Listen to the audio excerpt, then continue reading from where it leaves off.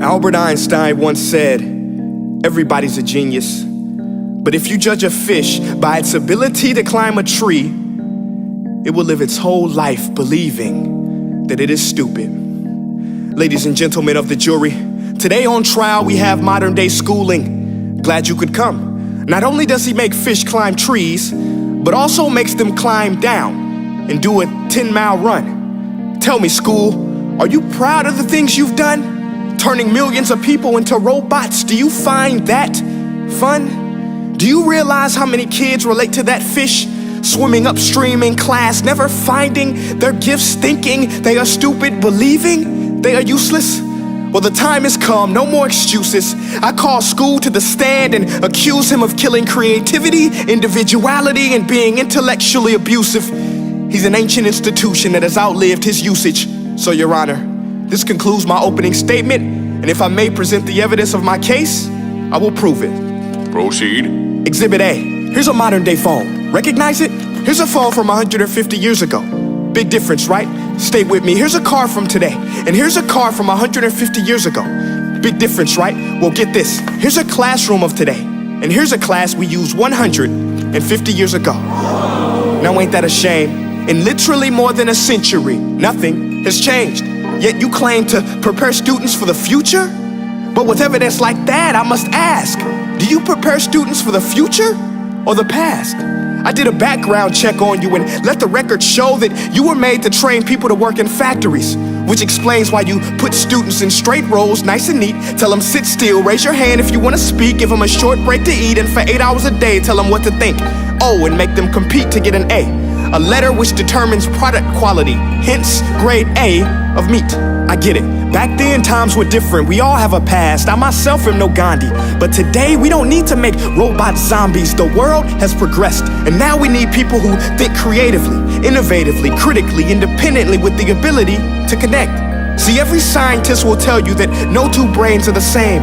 And every parent with 2 or more children will confirm that claim. So please explain why you treat students like cookie cutter frames or snapback hats, giving them this one-size-fits-all crap. Watch your language. Sorry, Your Honor, but if a doctor prescribed the exact same medicine to all of his patients, the results will be tragic. So many people would get sick, yet when it comes to school, this is exactly what happens, this educational malpractice, where one teacher stands in front of 20 kids, each one having different strengths, different needs, different gifts, different dreams, and you teach the same thing the same way? That's horrific. Ladies and gentlemen, the defendant should not be acquitted. This may be one of the worst criminal offenses ever to be committed. And let's mention the way you treat your employees. Objection. Overruled. I want to hear this. It's a shame. I mean, teachers have the most important job on the planet, yet they're underpaid? No wonder so many students are short-changed. Let's be honest, teachers should earn just as much as doctors, because a doctor can do heart surgery and save the life of a kid, but a great teacher can reach the heart of that kid and allow him to truly live. See, teachers are heroes that often get blamed, but they're not the problem. They work in a system without many options or rights. Curriculums are created by policymakers, most of which have never taught a day in their life. Just obsessed with standardized tests. They think bubbling in a multiple choice question will determine success. That's outlandish. In fact, these tests are too cruel to be used and should be abandoned, but don't take my word for it. Take Frederick J. Kelly, the man who invented standardized testing, who said, and I quote, "These tests are too cruel to be used and should be abandoned." Ladies and gentlemen of the jury, if we continue down this road, the results will be lethal. I don't have much faith in school, but I do have faith in people. And if we can customize healthcare, cars, and Facebook pages, then it is our duty to do the same for education, to upgrade it, change it, do away with school spirit, because that's useless. Unless we're working to bring the spirit out of each and every student, that should be our task. No more Common Core. Instead, let's reach the core of every heart in every class. Sure, math is important, but no more than art or dance. Let's give every gift an equal chance. I know this sounds like a dream, but countries like Finland are doing impressive things. They have shorter school days, teachers make a decent wage, homework is non-existent, and they focus on collaboration instead of competition. But here's the kicker, boys and girls.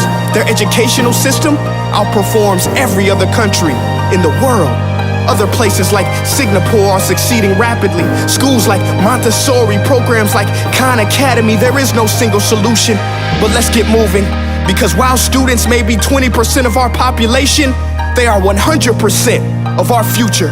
So let's attend to their dreams, and there's no telling what we can achieve.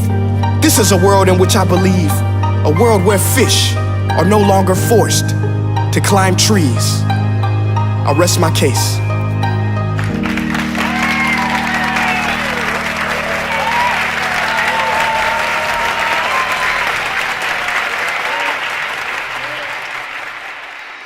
Hey guys, my name is Prince EA, and I want to say thank you so much for watching my video. But now, I want to know what you think. How can we together create a more efficient, effective, and just better future of learning? I want you to visit nestday.com/preorder the future and share your thoughts and ideas on the topic. Peace.